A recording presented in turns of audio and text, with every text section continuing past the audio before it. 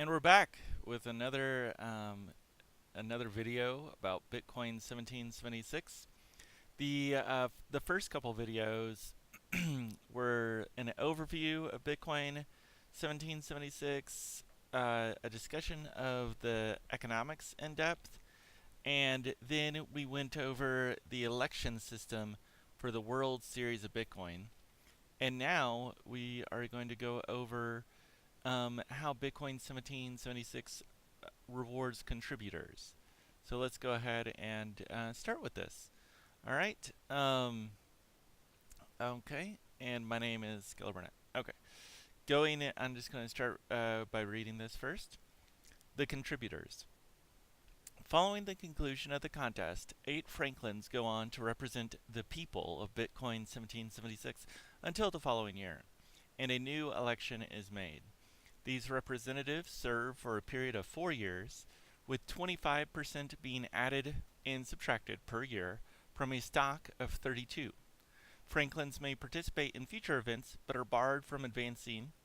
If there are 4 or more locations throughout the planet Earth, then 2 persons from each become new Franklins, so that there are exactly 8 new members added to the Council of Franklins per year, no matter the number of locations, participants, and so on. This group of 32 Franklins, plus the 24 Paines of the current year, may become entrusted to the guardianship of a 40 of 56 signature wallet. This wallet could come to represent 5% of transaction fees to be awarded for industrial contribution. Thus, 25% of transaction fees could be allocated in sum, 80% devoted for intellectual guidance, and 20% to industrial contribution. In a similar manner as essays are evaluated, each participant in the Bitcoin series, 2,048 people, may nominate one individual at large and a group of 8 at large to be awarded for contributions to society over the past year. These are whittled down until 128 unique individual nominees remain, and 32 unique group noms. Repeats are to be discarded and replacements selected at random, so eventually 32 individuals in 8 groups are honored per location. Maintaining consistent units, this amounts to 1,568 units in prizes. One suggested distribution could be 24 units per individual and 100 units per group.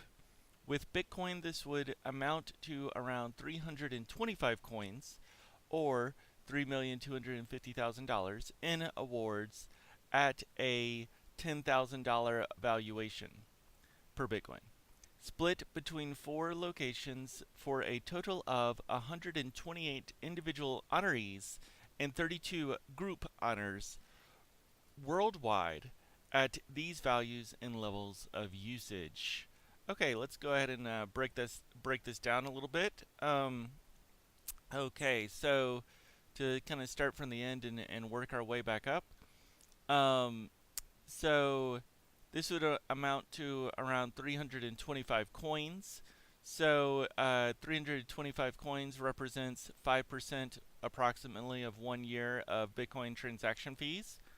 And then if you multiply that times the value of 10,000 bucks, then you come up with, if that was the value of Bitcoin, it's currently like 6,500. But this would come out to 3.2 million in prizes to award. And these awards, as previously discussed, would be split between 4 different locations, because this is an excess amount to award at one spot, and thus each location would be awarding approximately $750,000. And that $750,000 would be split between 32 individuals and 8 groups. A group is a group of 8 people, so this is 64 people, and individuals are obviously individual. So in total, Whereas in the Franklins, there's always 8 Franklins created each year, and never more than 8 for the global system. Each location, each camp site, they could have their own little private group of Franklins that they add on that are just their own, and I think that would be perfectly reasonable. However, for the world contest, which is what is relevant, especially for this paper, but it's also relevant for the world, um, then there will only ever be 8 Franklins, no matter how large the population group becomes. Um, and this is to stay with consistent base units of 8. However, even though there are only 8 Franklins ever added to the Council of Franklins, there are an increasing number of campsites and participants um, based on what is the unit of value. If it's $10,000 valuation, or if it's $100,000 or $1 million valuation, then the campsites and locations increase each time. So, for example, if the coin was to have a value of $1 million, which is the most I could ever imagine it could be worth, then you would have approximately 400 campsites. And 400 campsites with 10,000 people participating at each one would be quite a large number of people. Still not all the people in the world, but relative to the active members of any continental or national government system, it would be quite large in comparative to, say,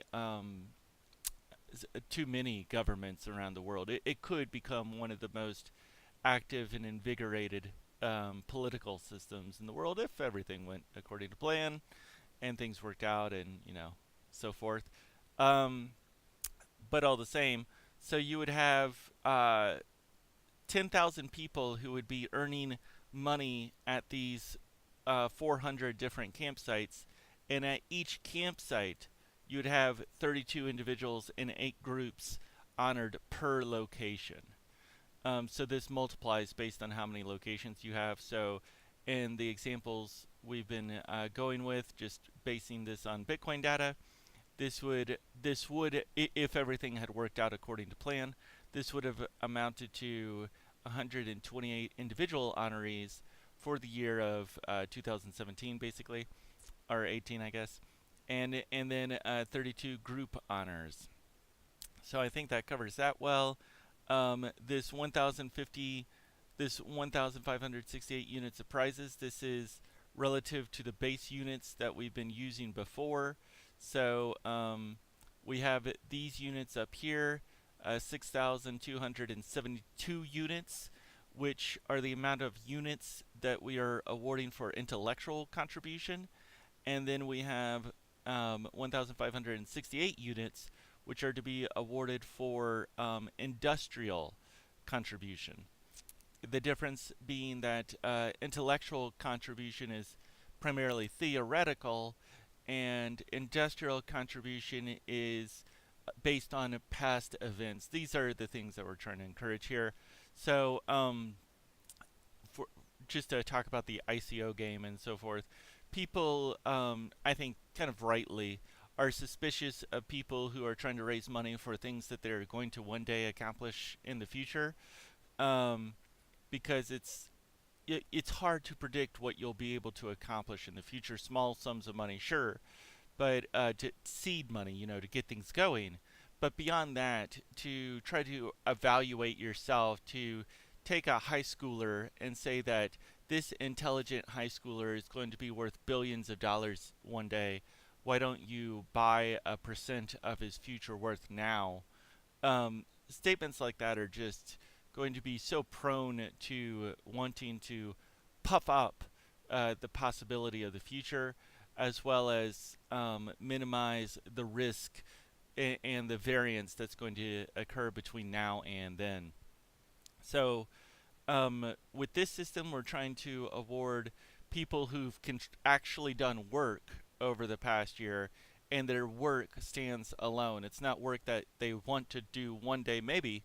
It's work that they've already done last year, and then for the political system, that is where we are awarding people for their ideas of the future, and the main thrust of these ideas are what is the collective harm that we want to avoid in the future, um, because this will create political unity, and it's easier for a group of people who come from a variety of backgrounds to agree upon what they don't want to have happen, as opposed to how to make um, either good things come about or how to prevent the bad things. It's simpler to simply state, we don't want this to happen. And people can agree upon this with relative ease. Okay, so that kind of discusses that. And then this could maybe change over time, but for the purpose of this presentation, this is what I stuck with. 2,048 people, the Bitcoin series, which is just the first round of representatives. So instead of 10,000 nominees to possibly win these 32 potential prizes, it would be 2,000 nominees. That would be whittled down to 32 prizes. And then reference here is that all the individuals in the groups would be paid in equal amounts. Um, I think this is probably a good idea for this purpose.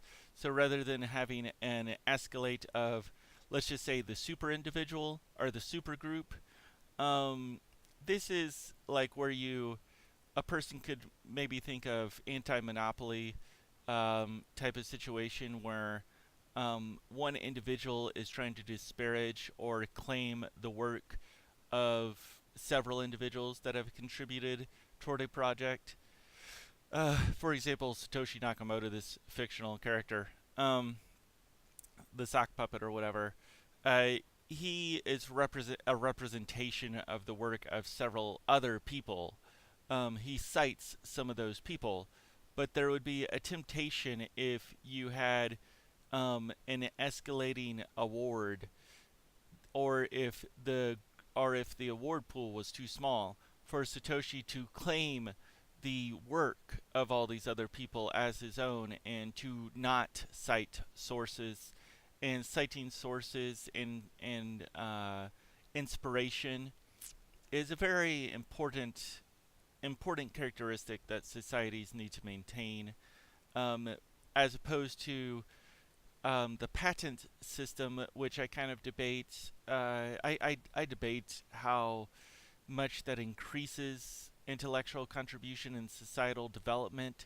This use of patenting technology and cultural contributions. If you don't do it, then you have an extreme problem where copycats can just. It's much easier to copy someone's work than it is to create your own work. And if you just figure out the right person to copy, then you can create a lot of money this way.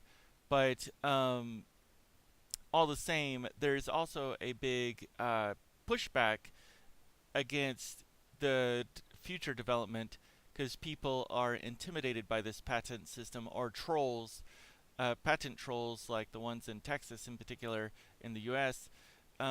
They simply try to patent everything, and then they get a corrupt system of judges to sue people throughout the world so that they can profit. So by encouraging a fairly large number of individuals, 32 individuals, if you were to ask people who are the contributors of Bitcoin.org technology and ecosystems right now, I doubt that they could come up with 32 people. I think most active members who are quite aware could only come up with about 8 or maybe 15 people contributing to Bitcoin in a very active and public way. So the purpose of coming up with a fairly sizable group of 32 individuals plus 8 groups, or 64 individuals there, this fairly sizable team is to encourage the citation of work and the recognition that, let's say, behind Andreas Antonopoulos, there's a team of people that support what he does. So he might be as a group, or Blockstream could be a group, or perhaps Bitmain if people valued the work that Bitmain did. That would be an example of a group. Whereas Luke Jr., he very much acts on his own and is an independent contributor to Bitcoin technologies, and the independence of his mind and the way that he is prepared to disagree with other people. Not trying to say he's perfect, but that's an important attribute when it comes to a leadership contribution, and then just having these kind of large groups of equally awarded participants encourages the spreading of work, and for one individual to not try to be responsible for doing all the work, which is also an unhealthy process. For example, um, you kind of see this some in Elon Musk, who kind of feels like he is individually responsible for making man go to the moon and so forth, and that pressure definitely hurts his his charisma or his karma. He definitely exerts an amount of feeling of social stress, like he's holding that boulder that supports the world, like he's a titan or something.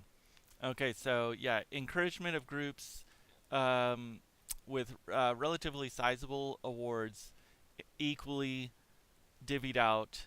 And I say that these groups are to be taken at large, which just means that they don't need to be the participants at the location. That's the main emphasis there.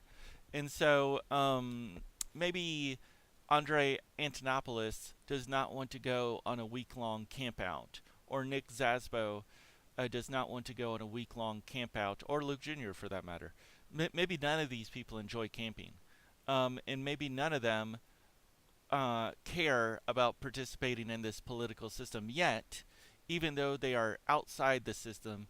As long as it's identifiable people, that's something I do think is important, to not permit sock puppet type of behavior.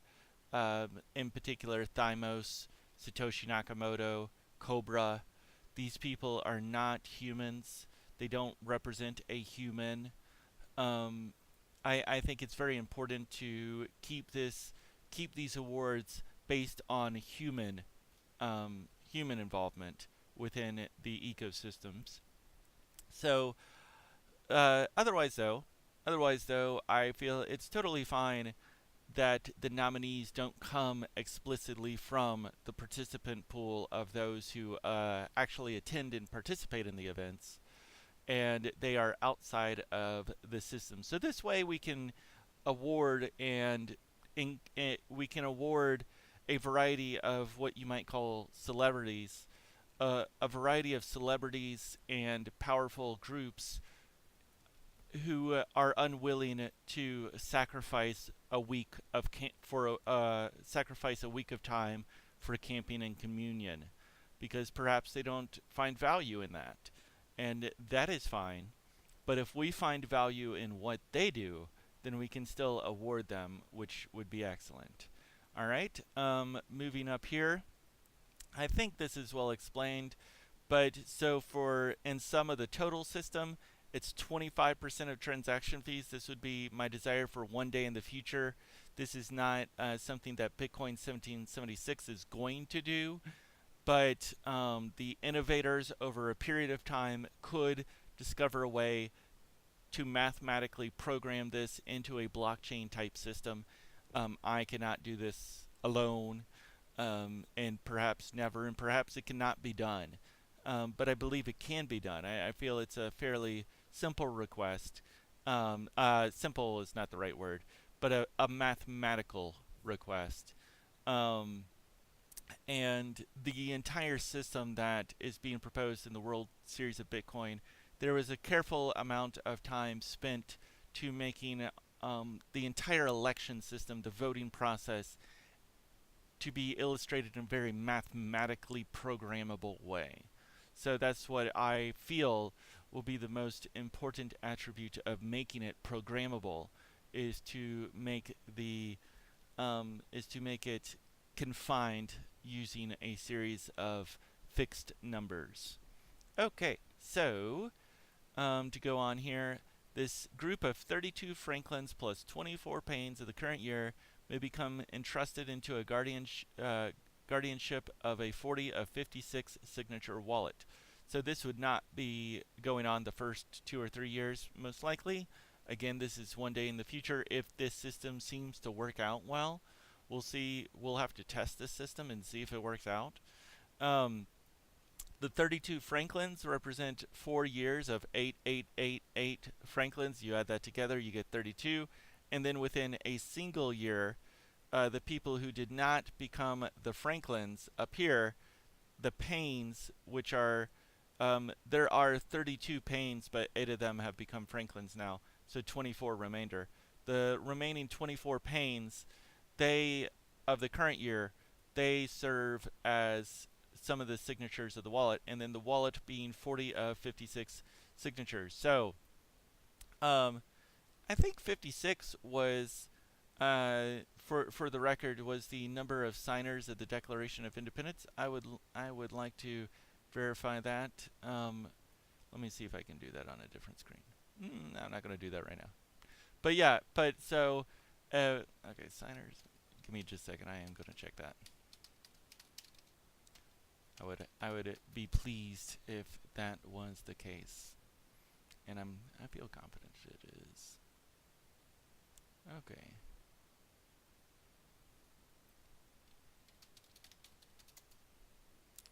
Okay. So, but moving on here. I'm not. Okay, I don't have time for that.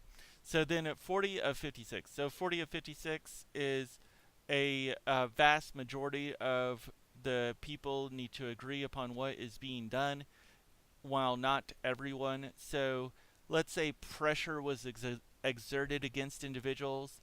I didn't really talk about this in previous videos, but part of the reason that you want a large group of equally empowered representatives is so that one single person cannot be negatively pressured to either go for or against a particular item. So in prior U.S. history, there's been several assassinations against political leaders. I believe Garfield McKinney, Abraham Lincoln, John Kennedy. And then in addition to those presidential assassinations, and was Hamilton also assassinated in a duel? I can't recall on that. But prior to the presidential assassinations, particularly in the 1960s, shortly after the conclusion of the military struggle of World War II, the U.S. and the the American hemisphere, they experienced a string of assassinations with Medgar Evers, Malcolm X, Martin Luther King, Fred Hampton, several Rockwell, George or Lincoln Rockwell. There's so many assassinations. It's just really unfathomable how frequent political people become assassinated. It's just a big part of the political system is if you can't persuade an opponent to do what you want, you assassinate them and hope that the next person learns from their mistakes. And so to avoid this, we are to have, or to minimize this, you can't avoid it. The Swiss system does a good job of minimizing this by having a council of 7 presidents. They have 7 presidents that they elect, and in effect, you never really know who is the presiding president. There's the presidential presider, who is one person who presides over the other 6, or the group is 7, but in reality, and this changes every year, but in reality, it's 7 presidents who rule over Switzerland. And surprisingly, they don't suffer from assassination. Unsurprisingly, really, they don't suffer from assassination the same way that every other Western government does. So what you can do is regret all the problems that your government face, or you can learn from the governments that are overcoming the challenges that you have. So with the Swiss system, they have 7 presidents, and in this system, we would have a kind of similar effect where we have 8 Franklins, but these 8 Franklins, for the purpose of this part, they are joining up with 32 other Franklins and 24 Paynes to sign over to create 40 signatures of 56. So 40 of 56. So in order for this wallet to do a positive function, someone would have to exert pressure over 40 people within a short period of time to get someone to do a positive function, or if someone was to create a negative function, and a negative function is disruption, they need to exert pressure on 17 people. So it takes 17 people to prevent the system from moving forward, or maybe 8 or somewhere smaller, but 17 people to prevent the system moving forward, and it takes 40 people to force the system to move forward. Let's say in a direction that people don't want it to go. So preventing the system from moving forward is a much easier method, and requiring 16 people to prevent the system from moving forward. Well, the reason that this would be quite difficult is that even though you would know 24 of the Franklins who are going to be on this signature wallet, and you could proceed, and these people would be on the signature wallet for a year or more, you would know 24 Franklins going into the contest, so you could begin to exert pressure over these people as quickly as possible. However, that's 24 people. It's quite a lot of people to try to intimidate, to accuse of sexual something or other. It's always child porn is what they always go to. But anyways, or something similar. So to exert pressure over these 24 people would be quite difficult, a difficult feat in and of itself. However, the 24 Paynes and the 8 Franklins of the current year, or 32 people, since there's no real way to know who's going to become nominated as a Payne or Franklin due to the random variance that's that's inherent into the mode of contest, it's virtually impossible to exert pressure over the group of 32 people of the current year without just trying to pressure everyone, like hundreds and thousands of people at the same time. Now, granted, you would have a year to exert pressure over the 32 people of the current year, but still, that's a lot of people to intimidate and charge with child pornography in a short amount of time, or to assassinate. It's a very big group of people to intimidate. So that's the hope there, and I believe that this size should be sufficient to make it protected from traditional intimidation tactics. And then let's see.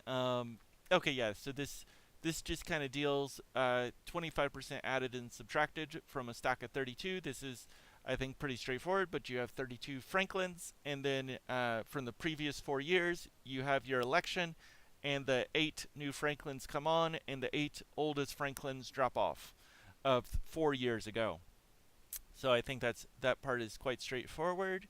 And then these 8 Franklins represent the people of the current year. So even though there's 32 Franklins and 24 Paynes who assign over this wallet, in terms of what you might call post election campaigning and respect and so forth, it's somewhat expected that these 8 Franklins who were recently elected would presumably go on to have more clout, and they are definitely encouraged to act independently than the ones of the previous year, who hopefully got whatever they wanted done. Who knows? But there's a lot to do in this world, and so sometimes the work of people is never done.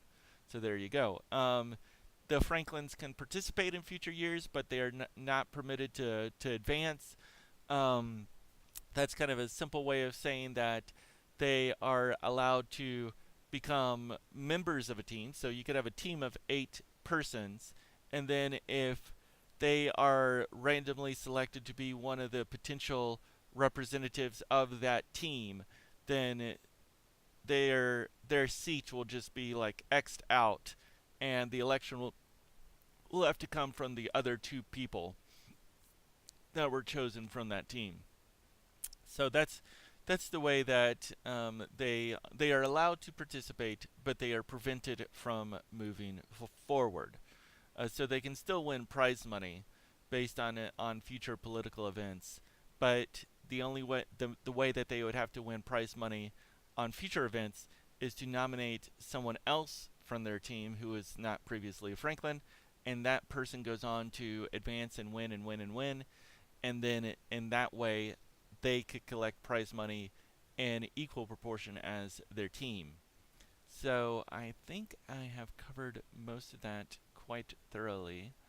And then let's see here. Okay, there we go. So let's move on to the Constitution. This is exciting. All right. The Council of Franklins prepares a new constitution each year. After 1 year, the constitution becomes null and void. As opposed to providing laws for the land, the Bitcoin 1776 Constitution provides guides for living well and doing good as a collective society. These instructions on how to overcome pain and confusion through knowledge and virtue will serve as a map for the lost and a beacon for the ideal, an expression of our collective will in future instruction. Surety of knowledge is dependent upon both intelligence and industry, individually and collectively. The demons of our soul are tamed through tools and perspective, and witty guidance and rapid industry shall snuff out impending doom. For the maze of life is not won, but it is knowledge which is lost, slipping away across a convex glass, and yet we must pour more water on. By this development and safekeeping of treasures passed down one by one, will the love for earth multiply and our souls move on to the next. The Constitution may include a catalog of important primary documents to guide historic study, or paint a future with bright brushes and musical mushrooms. In short, this Constitution lays a map to the past and presents a guide for the individual, a mode for the collective, and a challenge to the bold. In old times, this was known as a diary and a settling of accounts. Diaries mapped the past, allowing for forgetfulness, and autobiographies were written to set things right and for youthful instruction, for it was not always so certain, life, and in the absence of one mother or father, little was left but books of knowledge and individual testaments. This practice has been lost to a hereditary coolness. Families suffocate, made subservient to a mass. But nevertheless, should there come a time of turmoil and destruction, a single sourced document of the past can serve as a firelight for a lonesome world. The Constitution is signed similarly to the aforementioned 40 of 56 signature wallet and passed out for general approval. This document, along with individual honorees, group honors, Franklin essays, is to be recognized and voted upon. However, whereas before people moved, here ideas move and people stay. Thus, each round of votes creates only a new pool instead of new tables, until the public offers up its shake of the head. Okay, so sometimes I do enjoy my writing. I enjoy that writing there. Let's go on to. That was that's well said. So let's go on to what the Constitution is to entail. In short, it is to entail um, this type of thinking, which each team, when they come to the event, in effect, they are to write their own constitution for the team, and each team would have their own set of rules, which would hopefully begin to overlap with time, and then we could kind of start to see which teams were more successful with their production based on their rule set. And then this competition, this constitution, would illustrate a collective rule set that we kind of might encourage for the public at large. And this is one thing I did not really go over uh, much previously, which was um, I. It is said here that the ideas move, but the people stay. So whereas in the round of representations, the round of representatives, you elect two people. These two people move up to a new table of 8, and then that table of 8 elects two two people, and those two people move up to a new table of 8. Here, the teams stick together, and you would have, for the purpose of electing these individuals, you might have a pile of 8 people to nominate, and you nominate 2 of those 8 to move on. And then once this new group of 8 individuals is collected, then your team still nominates from this new pool of 8 individuals so that 2 people move on. Two individual names move on, or groups. So at this level, even though there is a consolidation of individuals to nominate, groups to nominate, or Franklin essays to pay tribute to, or the Constitution, so forth, even though there is a consolidation here, your team continues to vote within itself. Your team of 8 people, which is your voting block, they continue to stay the same team of 8. And it's only the choices that are kind of whittled down until there's a proper amount of choices. Okay, and then so once the Franklins do their thing, and they 40 of 56 agree on the Constitution, then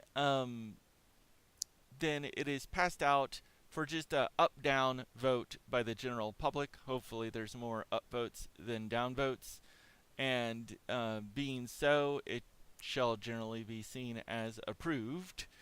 And let's see if I thought I specified other things. Okay, honorees, groups honors, Franklin essays. Yeah. Okay, good. So the Franklin essays are only done one time, since there's only 8 essays, so you can do 8 essays and one round of voting. The individual honorees and the group honorees are done multiple times because there's a big pool that needs to be whittled down, and the Constitution is only an up-down vote. So it should generally be done only one time as well, I would think. So so that kind of concludes that. So just to kind of summarize the whole like voting and award process. So you would have one round of political discussion toward the start of the event, and this would last for an hour, and you elect your 2 representatives, and these representatives would go on to have another hour of discussion until the group of Franklins are created. And then once the group of Franklins are created, you would go back to your original team, and this would be the team that you would in effect stay with for the rest of the time, and you would discuss individual honorees, group honors, Franklin essays, and the Constitution, the new Constitution for the mass, or for society as a whole. And that would be a second round of discussion, with a few more shorter rounds for new individual honors and group honors until that's whittled down successfully. I think that covers that well. Okay, moving on to just going on just diaries and autobiographies. This is something, when you review historical work in particular, you'll see that there is much more emphasis placed upon individual testaments for their children, or for society, or accounts of what has happened, which made history a little bit more permanent and less malleable than history and purpose is today. So whereas Benjamin Franklin in particular, who did this quite well, his autobiography was written with the explicit purpose of instructing his children. There's some other people throughout history who have done this as well. It's a little bit less of, even though it's largely based on his own life events, because that's all we as individuals have direct knowledge of, the things that we do ourselves. Um, but the theme or whatever are instructions or lessons to learn from, either to profit from or to avoid. And then diaries were kept to help people to know what had happened a week ago or a month ago, unlike where you have like the internet today, or some people rely upon newspapers to summarize past events and past moods of the public. It's significantly more it's more coherent and consistent if you write down your own mood.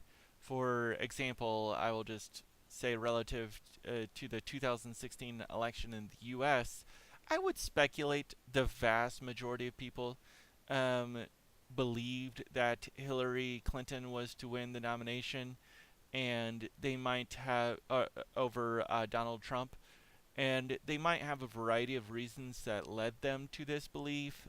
Several news stations were presenting the odds as if it was a 99% to 1 chance that she would win, and then they slowly changed it to 90 to 10%. But come 10 years into the future, in 2030, when the news stations discuss the 2016 political election, I can about assure you they'll simplify this in terms of, it was very obvious Donald Trump was going to win from the start. He was just a something, something, something, something that everyone knew that he would win. And this is a retelling of history to make it, or rewriting of history to make it sound predictable when it's largely unpredictable. Or to phrase it another way, the masses were misled to believe the certainty of one particular outcome that did not happen. And you see this time and time again. Nassim Taleb talks about this quite a lot, and several other people talk about this, but that masses are kind of presented with information in the most simplistic of ways that is not representative of the chaotic nature of the future. So there we go. I think that covers that. All right, now going on to prizes. In the Bitcoin codebase, block subsidies are only spendable after 100 blocks have passed, which amounts to a little less than 1 day of continuance. However, these prizes are awarded to support future generations. Therefore, prize distribution will likely be awarded such as 25% spendable immediately, 25% after 1 year, 52,500 blocks, 25% after 2 years, 105,000 blocks, and the remainder after 3 years, 157,500 blocks. Through such a method, the Bitcoin 1776 blockchain could be supported and committed beyond futures to come. And then some little graphs here. The problem of increasing human energy. Modern science says this is a quote.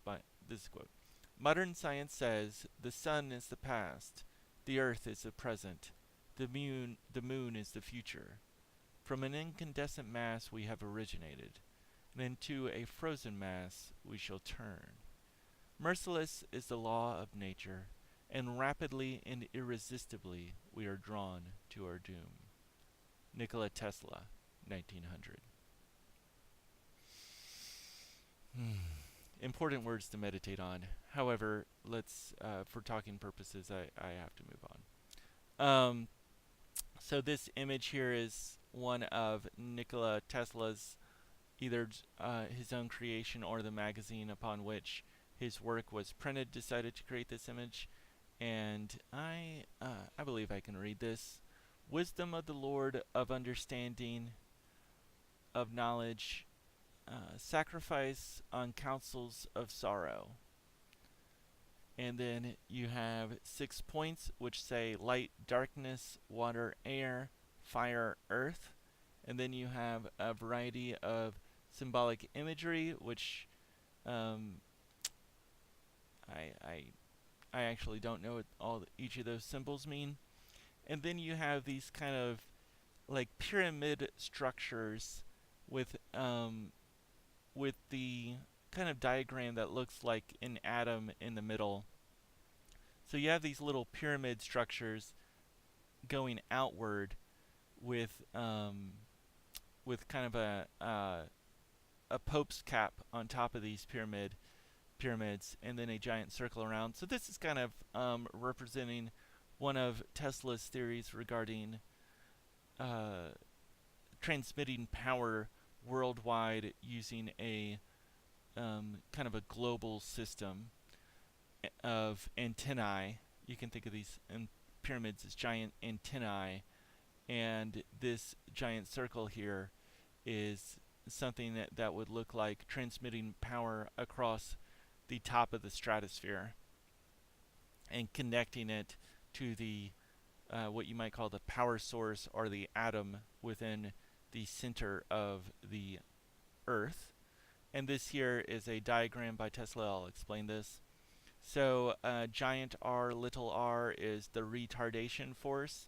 F and giant F is the progress force. And M, little m, is the mass force. So he wrote, discussed previously how people at one time were more accustomed to documenting their hopes of future generations in books that would go forth throughout time to teach others. Tesla wrote a pamphlet called The Problem of Increasing Human Energy. I think it's very wonderful to read. It's a very spiritual book, and I enjoy a lot of Nikola Tesla's spiritual discussion. I think it's quite intelligent. And here he writes that in order for the human germ or society to move forward, we can do this by either increasing the number of humans, or we can do this by reducing our retardation, or we can do this by increasing the forward momentum. So, I will say, or you can just do all three at once, perhaps. But he just broke this down as to individual steps, which I think it's useful to recognize. Okay, and then discussing the prizes. So whereas people might be accustomed to being awarded all the prize immediately, in this system the prize is to be awarded 25% immediately, and then another 25% each year. So after 3 years, the totality of the prize has been awarded to everyone. So these prizes would apply to every attribute discussed within, and generally speaking, it would apply to most awards that would be given to contributors to the system or for educational purposes, as Midnight Discovery dictates. And then let's see here. So the way that you do this that I'm aware of and the Bitcoin style blockchains is that you send a transaction that is not spendable or transmitted perhaps until after 52,500 blocks have been created, which takes approximately a year. However, I wanted to reference that 1 year is unknown in blockchain time. However, 52,500 blocks, this is a very concrete number. And whereas humans use intervals such as 10 minutes, 1 hour, 365 days, in the blockchain, you simply have blocks, which are created on an unknown time scale, to be approximately every 10 minutes, but this time is inconsistent. I think if you were to look at the history of Bitcoin blockchain, I think the average block is created maybe 9 minutes and 50 seconds, and this would be because the rate of hash power has increased over time. If the rate of hash power never changed, then it would always be 10 minutes consistently. but compared to 4 years ago, it has increased maybe 100x. It's substantial um, compared to what it was in 2014, maybe 100 times more. And so, therefore, there is some increase of speed of the average block away from 10 minutes to maybe 9 minutes and 50 seconds. That's just a wild guess there. Okay, so that summarizes that. And then if you make these prizes that are paid out over 3 years, one thing is that you don't have a giant flood of coins entering the marketplace, which is disruptive to the payouts. You also don't allow people to sell all their coins in 1 year and then their coins were worth much, much more 3 or 4 years later, and then they just are filled with regret. And then also, you don't have people selling all their coins and then committing to a process of just perpetual disparaging. You see this in particular with Bitcoin, where some people they bought Bitcoins, sold all their Bitcoins, and then the Bitcoin has gone up, and instead of admitting their mistake, they just go on to try to dog Bitcoin to try to increase a lower and lower price point so that maybe they can get back in without admitting that they made mistakes. You see this quite often. So by spreading it over 4 years, there's still the possibility of people committing irrational error. However, it is reduced, and generically speaking, people who have won and have been paid out in these prizes, since they have 75% of their funds to come at least a year into the future, that's hopefully they would go on to support the process for a year or more, and that alone will create a kind of sustainable system going forward.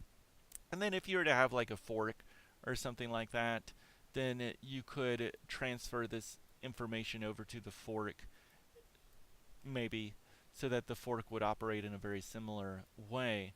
Now, all of this would be done manually because it is not programmed. I don't know how to program this, and I've not seen any blockchain that works in a similar way. So all of this would have to, if the group of people, society, wanted this to be programmed into the blockchain, which is the only way to make it sustainable for decades to come, someone would have to invent that. So, some group that is not, they are not going to be paid explicitly by Bitcoin 1776 or Midnight Discovery. It is not the purpose of the initiating coins to. It is not the explicit purpose of the initiating coins to foster this development.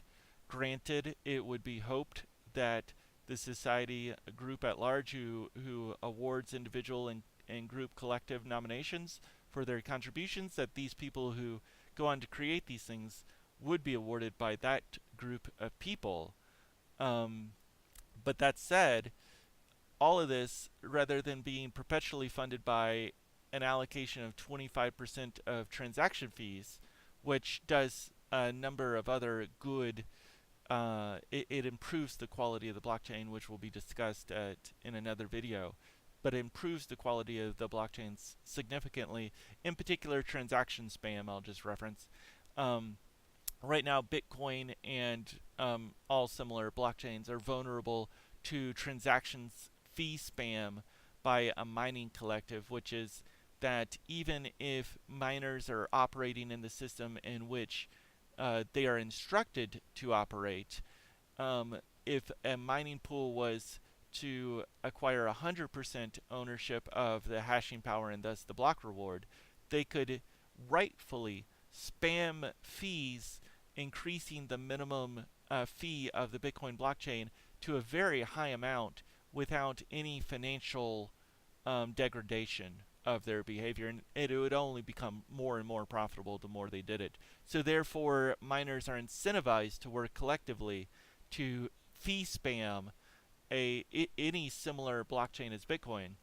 And the only reason that they don't do it is if they want less money, or if they just feel it's a bad activity. But it's an unprofitable activity to not work collectively and fee spam Bitcoin and similar type blockchains. However, if 25% of transaction fees become diverted, and let's say in particular they become diverted for to create and foster political unity and individual work and contribution to the Bitcoin blockchain or a blockchain, then this would be sufficient to prevent fee spam economic interest. So if miners were to fee spam in this system after this was programmed into a blockchain, one of many, then miners could at most, instead of getting 100% refund upon their fees, at most they would get a 75% refund of fees. In addition to that, 25% of fees, which they might be spamming, would go to increase the prize pool for the public, which would expand the public. So there would be definitely a mixed feeling if miners are like over the Christmas holidays of 2017, where Bitcoin fees increased maybe 100x over what they were traditionally. Might have been more, but they increased from like 5 cents traditionally to $50 per transaction for a short period of time. Whereas the public viewed this exclusively as a negative consequence. Once you start sharing fees with the political system, then even though it's still a negative consequence at large, there's also some positive created from it because the political system expands and the awards to contributors expand. And it's sustainable for years and decades to come, whereas currently there was like a Bitcoin Foundation, and it is my understanding that the original Bitcoin Foundation was it succumbed to private interest groups applying pressure to the members of that organization and now no longer serves the purpose of Bitcoin. And then you have another Bitcoin Foundation which was created by R Bitcoin, and people contributed that, and I think they hold on to $60,000 right now, or 100,000 something, some amount of bitcoins, and these bitcoins might not serve the purpose of the public good at the current time, and the public has no ability to distribute or decide how these bitcoins are spent, no real ability. Such a censored group and hostile group that is being cultivated at our Bitcoin. And then you also have Andreas Antonopoulos, who has worked several years, decade maybe, but at least several years, contributing to education of blockchain systems and so forth. And he, as an individual, has been donated more than $1 million worth of bitcoins. But Andreas is representative of a team of people who has supported him over time, and it's not certain how much his award has been distributed to his team. And then likewise, as it applies, he received $1 million of donation last year, and he is now going on to pivoting over to the Ethereum ecosystem to kind of get a fresh new set of donations there, which is totally fine, totally respectful, respectable. However, it is just one of those things where he kind of created the goodwill over a period of time, maximized the number of donations he could get, and now, as this is his method of financial gain, he does need to move on to a fresh set of new contributors, which would be Ethereum and other blockchains, which he might go on to support for years to come into the future until the Bitcoin community has a new pile of donations ready for him, and then he would pivot back to the Bitcoin community. So this is just something that for his method of earning a living, he just has to. This is the most economical thing for him to do. But if you set up something like this, then persons could win year after year. They could win a part of these individual awards and groups. So that's why this system is developed, and then it's not paid out until 4 years into the future to prevent a quick pivot. like Andreas Antonopoulos is the most obvious of this, where he received $1 million of Bitcoin contributions roughly December 2017, and he pivoted over to Ethereum um, by like roughly June of 2018 with his mastering of Ethereum book. So within 1 year, he sort of dropped all of his work with the. He still works with the Bitcoin community, but he dropped his sharp focus of the Bitcoin community, which was his historic contribution, after a very large prize pool was awarded to him. So to kind of reduce that effect, you have the prize pool split over 3 or 4 years. Not saying that, just for the record, that Andreas did anything wrong at all. It is what he was economically motivated to do. And with this system, you try to tie the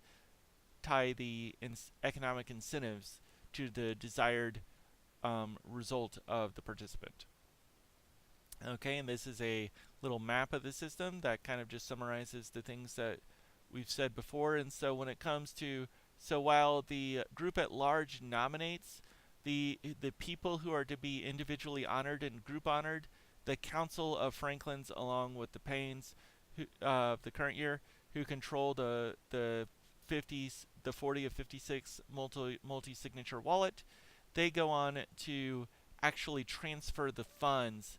They would hold custody of the funds, and they would transfer these funds to the groups into the individual honors. So they would be responsible for the actual transference of funds, and also to the youth, the seekers, the new parents, and the migrants. So whereas this would be manually done for the first few years, over time, the Council of Franklins would hope, if this system worked, the Council of Franklins would go on to control the wallet and then transfer the funds to the various purposes that all the funds are to be directed, for the things which cannot be programmed into into blockchain technology. Some of this could be programmed into blockchain technology, but for that which cannot, the Council of Franklins, along with the 24 Paynes of the current year, would be responsible for doing this. Okay, so that really covers that. This really is part of this as well, so I'm going to go ahead and read the final thoughts, which kind of represent a portion of what, if you're to ask Benjamin Franklin to write a constitution similar to the one I described, which would be the hope of for future generations, he might have written something similar to this. So I will just read this aloud here. Final thoughts. Benjamin Franklin's 13 virtues. Temperance. Eat not to dullness, drink not to elevation. Silence. Speak not but what may benefit others or yourself. Avoid trifling conversation. Order. Let all things have their places. Let each part of your business have its time. Resolution. Resolve to perform what you ought, perform without fail what you resolve. Frugality. Make no expense but to do good to others or yourself, i.e., waste nothing. Industry. Lose no time. Be always employed in something useful. Cut off all unnecessary actions. Sincerity. Use no hurtful deceit. Think innocently and justly, and, if you speak, speak accordingly. Justice. Wrong none by doing injuries or omitting the benefits that are your duty. Moderation. Avoid extremes. Forbear resenting injuries so much as you think they deserve. Cleanliness. Tolerate no uncleanliness in body, clothes, or habitation. Tranquility. Be not disturbed at trifles or at accidents common or unavoidable. Chastity. Rarely use venery, but for health or offspring, never to dullness, weakness, or the injury of your own or another's peace or reputation. Humility. Imitate Jesus and Socrates. Okay, and then Benjamin Franklin's Junto. I've referenced the word Junto several times throughout, And to be clear, I am referencing Benjamin Franklin's use of the word, even though he had 12 members in his, and I am saying 8 members. That is primarily for convenience of the modern world, where it's kind of more difficult to have 12 people within a household or within a meeting place. In the old world, family sizes were regularly 12 people, or more. So it was more normal to have groups of 12 people gathering because each house had to allow for 12 people to gather by virtue that was their family sizes. Um, and for the modern world, I think it's more sensible to have 8 people gathered into a household, and it works, I think, a little bit better for technical programming. So that's why I used 8. But I do speculate that most of these teams of 8 will actually be teams of 12 people with 4 people not participating in the campouts year after year just by other obligations that may come up.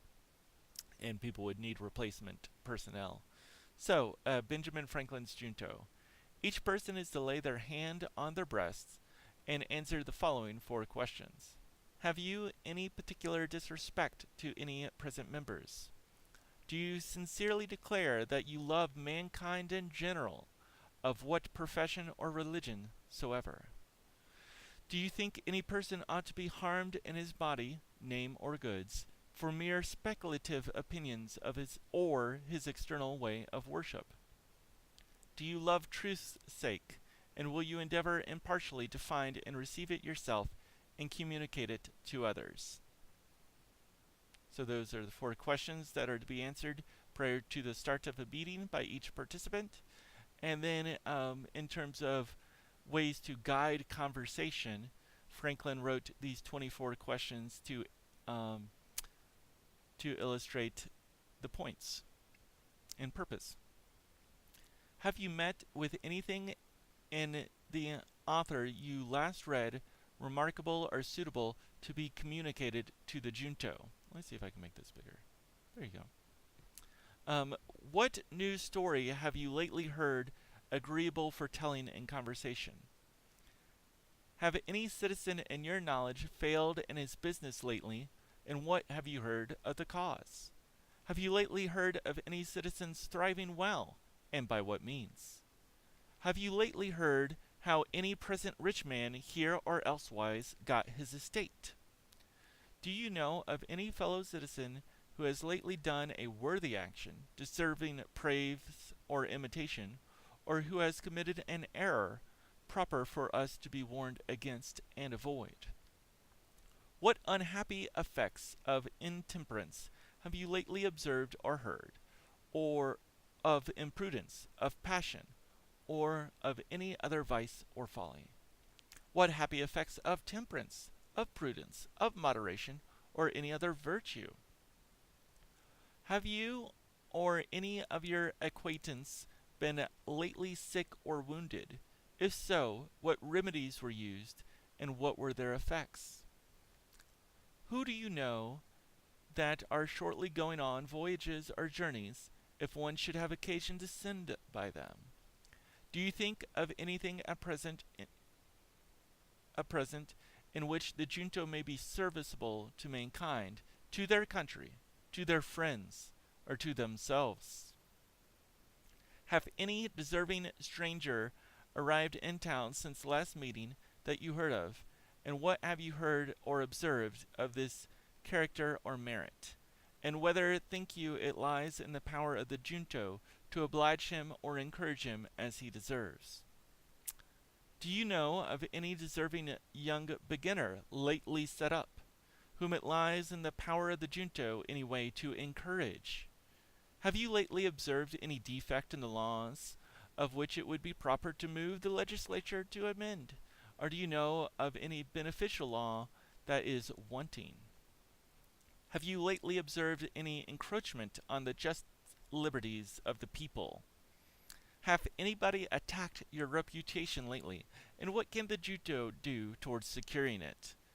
Is there any man whose friendship you want, and which the Junto, or any of them, can procure for you? Have you lately heard any member's character? Okay. Yeah, have you lately heard any member's character attacked, and how have you defended it? Hath any man injured you, and from whom it is the power of the junto to procure redress? In what manner can the junto or any of them assist you in any of your honorable designs? Have you any weighty affair in hand in which you think the advice of the junto may be of service? What benefits have you lately received from any man not present? Is there any difficulty in matter of opinion of justice or and injustice which you would gladly have discussed at this time? Do you see anything amiss in the present customs or proceedings of the junto which might be amended? And so concludes Benjamin Franklin's recommendations for discussion in small groups of politically inclined individuals who meditate over morals, science, and philosophy. And so, as you can kind of see, this is very sectioned out. And if you were to apply these sections to some of the topics discussed herein, then you would see that much of the inspiration comes from his direction of guidance for the junto. And also compared to other things, Benjamin Franklin definitely had a balanced view of let's celebrate the good and warn ourselves against the bad. Um, so there is that. And that concludes. I will go ahead and read the acknowledgments because it'll be the best at this time. So concludes the description of the World Series of Bitcoin and a brief introduction to Bitcoin 1776. I will next read the quotations at the bottom and kind of go over those briefly. And then I will proceed to read the rest of the document, starting from the middle to the point of the World Series of Bitcoin, and kind of go over that as well. Okay, acknowledgement and special thanks to Satoshi Nakamoto and the contributing developers to the Bitcoin Core Code, blockchain communities at large for improved consensus and social treaties, the developers unrewarded and forgotten, the distressed plotting and preserving, the forefathers and foremothers who improved this world, and the grandchildren who honor them. Thank you for watching this presentation of Bitcoin 1776.